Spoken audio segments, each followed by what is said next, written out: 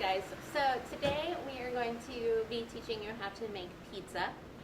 Pizza is a yeast bread, so it's going to be a little bit different than your quick breads. With yeast breads, it's more about the consistency and you want to develop the gluten rather than avoiding the gluten like we did with the quick breads. Some specialty equipment that you'll need for this recipe would be a pastry brush and a pizza cutter and again a rolling pin. If you didn't have the pastry brush, you could spread it out with your hand or spread it out with a back of a spoon. That's what we used to do when I was a kid. If you didn't have a pizza cutter, you could use a knife instead and just might not cut it very well, or you could use like scissors or a pancake turner instead. So with our yeast breads, as you can see, I've got mise en place set up already. And my oven is preheating to 400 degrees, so I'm ready to start following my recipe. With your yeast, you need to have warm water to get it activated. So I microwaved my water already for about 20 to 25 seconds.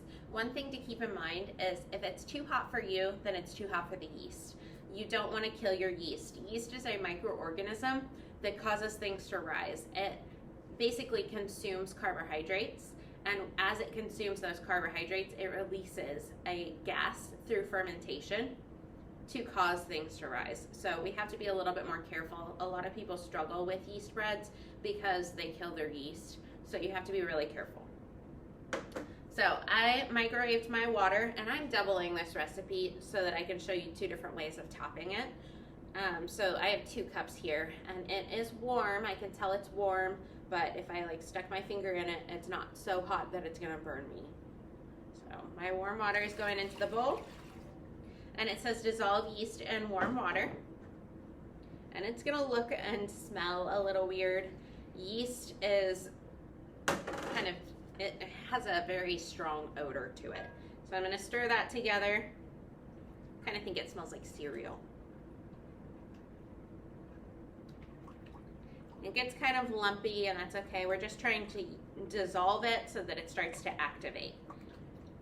Yeast needs 3 things: warmth, liquid, and a carbohydrate to start activating and working. So I've got that dissolved in, and then I'm going to add sugar. Sugar is the carbohydrate that it's going to consume so that it starts to release gas. Then I'm going to add my oil, my eggs, and my salt. Something to keep in mind with salt is salt acts as a yeast inhibitor. So it stops the yeast from going super crazy, because with our pizza, we don't want super tall, thick crust. We just want it to be thick so that it tastes good and is a good texture. So that's why we add some salt, not only for flavor, but also to inhibit the yeast from going super crazy. So I'm going to stir that together, and at this point you could use a whisk or you can use your wooden spoon. Either way, the whisk will probably mix it up together a little bit better, but a wooden spoon would work fine too. Okay, then it says stir in flour until dough sticks together. This is another way that it's different than our quick breads, because we are adding just enough flour until it starts to come together. With your quick breads, it's all about accurate measurements. With yeast breads, it's all about the moisture that's in the air and about the consistency. If there's more moisture in the air, it's gonna affect how much your dough will absorb of the flour. And so you have to be kind of cautious with adding it. So I'm gonna start out, and I know it's gonna take at least 2 cups. So I'm gonna start out there and then add from there. That's why your recipe says between 3 to 4 cups of flour, because it's gonna depend on the day. So I'll stir that in. I know it's gonna take close to 3 cups for me. Actually close to 6 cups since I doubled it. So it's not quite a dough yet. I want it to be a dough consistency that I can actually touch, because again, we're gonna knead it like we did with our biscuits. So I'm going to add another 2 cups. And you notice I'm not sifting, because again, it's not about accurate measurements. It's about the consistency and how it feels. So I'm adding 2 cups unsifted, getting that stirred together. Takes a little bit of time because it has to like absorb and really mix in. Some days you might only be able to add about the like 2 or 3 cups, while other days you might be able to add the full 4. Just depends. Okay, that's getting close, so I'm going to add just a little bit more.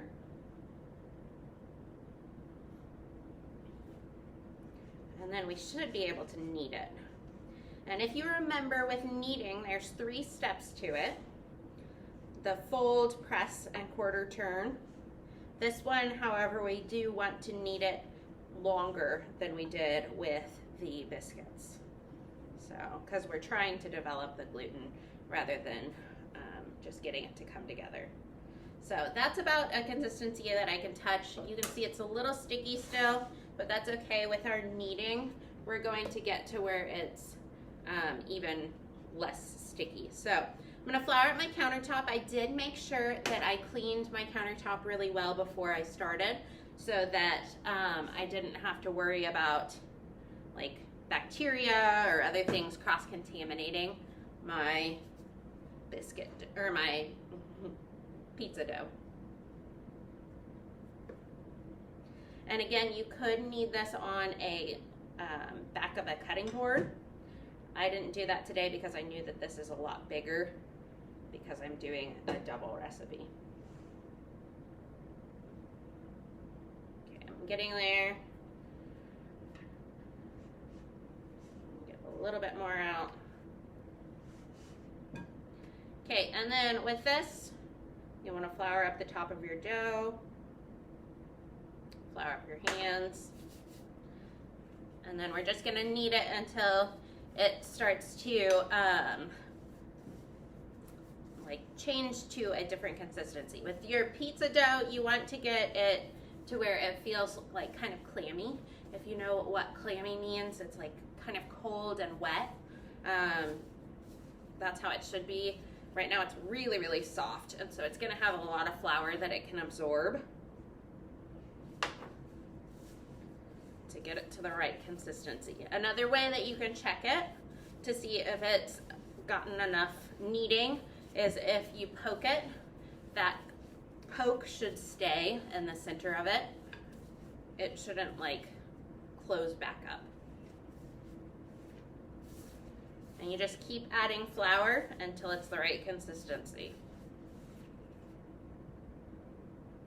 So I'm going to speed this up a little bit so that you don't have to watch me knead the whole time, because I know that it takes a little bit of time. It should be about 5 minutes of kneading.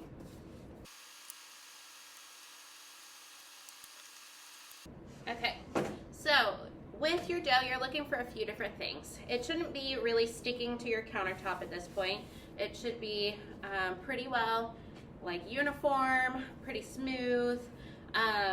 It should feel clammy. You should be able to poke it in the middle, and that indentation should stay there, and that's how you're going to know that it's done. You could also take your dough, instead of kneading it by hand, you could use a KitchenAid mixer. It's a little bit harder to keep track of how much flour you're adding. It will mix it a whole lot better than your hands will, and so it's very easy to add too much flour. So you have to be a little more careful with a KitchenAid. That's why I like to do it by hand instead. So now with this dough, I'm going to make 2 different pizzas with it. So I'm going to take half of it, put it back in the bowl, because half of it's going to be a dessert pizza. My other half is going to be a vegetarian pizza. I always like to give you guys some options and show you some different ways that you could go about making things, because with nutrition, it's not about cutting out everything that you love. It's about finding different ways to prepare your foods so that they're healthier. So I'm going to show you a vegetarian pizza. This is more like a traditional Italian type pizza. They actually don't use a ton of sauce in Italy. It's kind of more of an American thing to use a bunch of sauce. So my pizza is actually going to be a sauceless pizza, and it's just going to be like an olive oil glaze over the top of it. So I'm gonna take it, and this is the point where I'm gonna use my rolling pin. I'm gonna roll it out. I'm not all like amazing like the people in Italy. I'm not gonna throw my pizza dough in the air. I'm not good at that. I've tried it before. I always tell my kids, if you drop it on the floor, you're gonna be out of luck. So if you try to throw it up in the air and you drop it, it's gonna be a bad thing.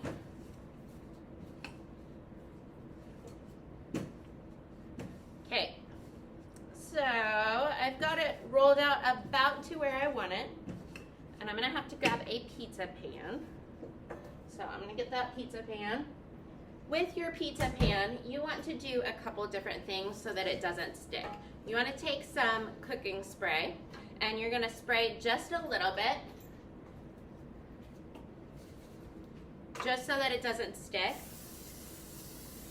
And then I also like to take just a little bit of flour. If you do just the oil, it sometimes can burn the bottom of your pizza. And so I do a little bit of flour too. And then I'm gonna take my dough, put it over the top. Mine's really stretchy today.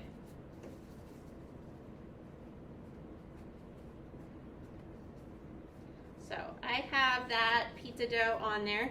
And then as you can see, it's a little bit bigger than my pan. That's okay, because I'm gonna make some cheese stuffed crust for mine. So I have some cheese sticks over here, and I'm gonna take them, I cut them in half because a full cheese stick is a little bit too much. And I'm gonna just place them around the edge, end to end.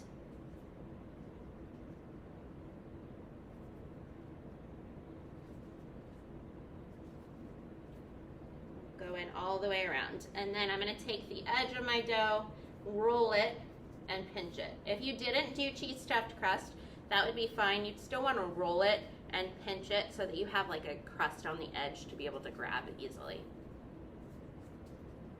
So rolling, kind of pinching it down. Do that all the way around. And then I'm gonna do a like garlic butter glaze. It has some other seasonings in it as well. It's not just garlic and oil.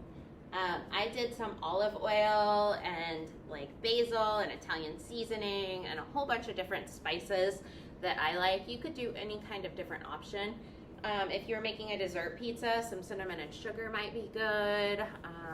Really just whatever flavors you're thinking would go well with the pizza toppings that you're doing. So right here I've got my olive oil and seasonings, and I'm gonna use my pastry brush. If you were doing a traditional pizza that has like the sauce in the middle, you would just want to do like the edge. But because I know that my pizza is gonna be a sauceless pizza, I'm gonna do the entire thing. Another thing that is a little bit different about this pizza in comparison to some of the pizzas you've maybe made before or the pizza you will be making is I'm gonna pre-cook mine a little bit before I put my vegetables on it. I want my vegetables to still stay nice and crispy. And if I put them on at the beginning, they will like get soggy and not be very good. So I am gonna pre-bake my dough just till it's starting to get a little bit golden. And then I'm gonna top it and put it back in the oven to finish baking. So, almost there.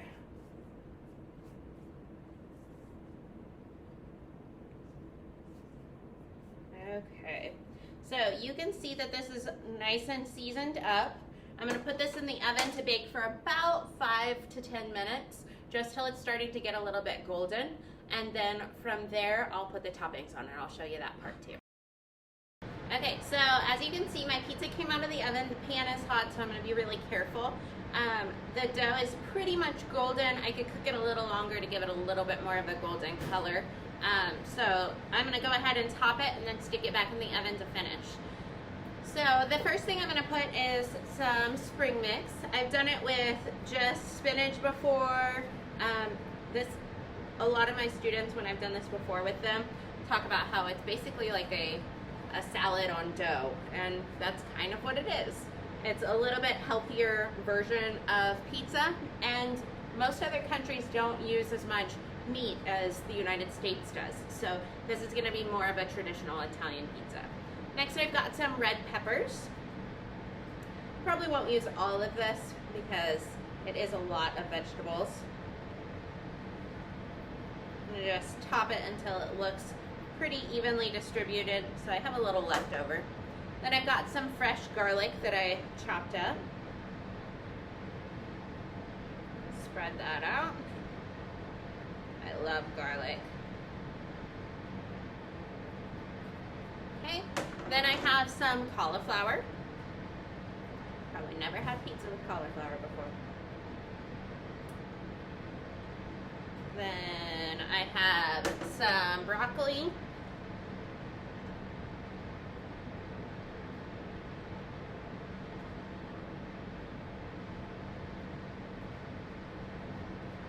And I have sun-dried tomatoes that I chopped up. They're really good. They have like a kind of sweet flavor if you've never had them before. Sprinkle those over the top.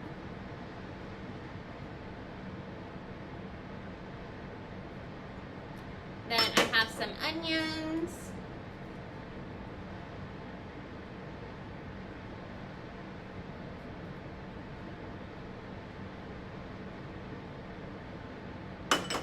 And some jalapenos. With the jalapenos, because they are fresh, you would want to go pretty light on them. Because the fresh ones tend to be a little spicier than your canned ones. So I've got all of my different vegetables on there, and then the last thing I'm going to add is some cheese. I've done mozzarella before, but I really like the bitterness of the feta cheese. I've heard some people say that it smells like beef, though. It does have a very strong scent, but it's nice and salty and bitter, so it has a good mixture to the flavor of the pizza. But you could do mozzarella, you could do Parmesan. You wouldn't have to do feta cheese if you don't like feta cheese.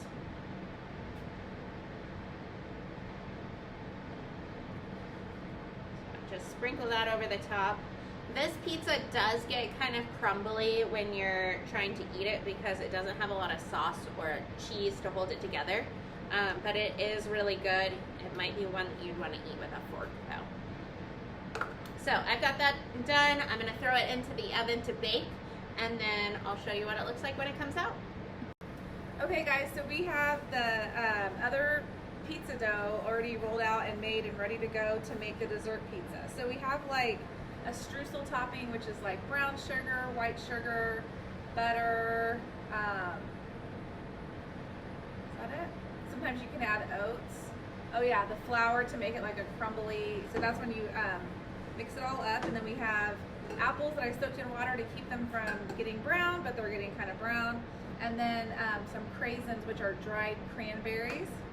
So we'll start with spreading this topping on the dough. It kind of moves your pizza dough around, so it's kind of easier to kind of spread it with your hands a little bit once you get it on there. So you're not like creating holes in your pizza. So I'll just kind of get it put on here and then kind of move it around as we go. Yeah, it does not want to cooperate very easily. It's like wrinkling up.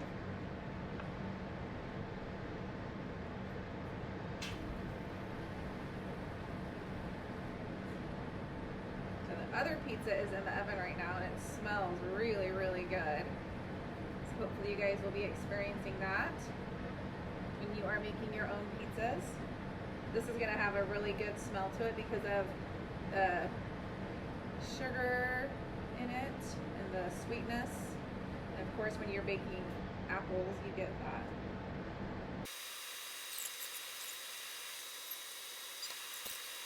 So it's going to kind of spread out as it cooks.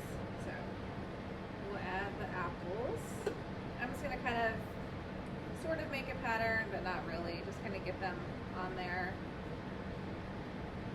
We used Granny Smith apples because they are Better for baking because they're a little bit tart and they don't get like mushy once you cook them. Yeah, you see they're a little bit brown. Usually when you soak apples in cold water, it keeps them from getting brown. These kind of started out a little bit brown.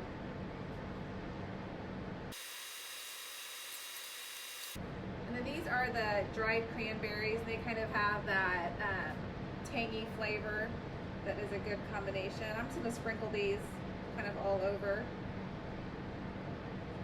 These are good if you bake them in cookies. They kind of plump up and they give a good flavor. Ms. Hobbs and I were talking about making them like with white chocolate chips and the dried cranberries. Those always come out nice.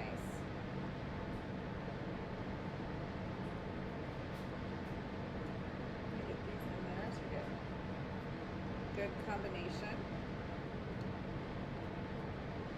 So that is what our little pretty fall dessert pizza looks like before we put it in the oven. And then afterwards we'll come back and use this powdered sugar with some milk to make a glaze over the top. So our pizzas have come out of the oven, and as you can see, the apples got nice and tender, and the cranberries darkened up a little bit. One other thing that we could have done with the crust is put like a cinnamon and sugar glaze over the top, but we chose not to for this one. And then here is my veggie pizza that came out of the oven as well. It's got a nice golden color to it. With my dessert pizza, now that it's come out, I'm going to go ahead and put a glaze. I just mixed some powdered sugar and milk and vanilla together to drizzle over the top. And there's your pizza.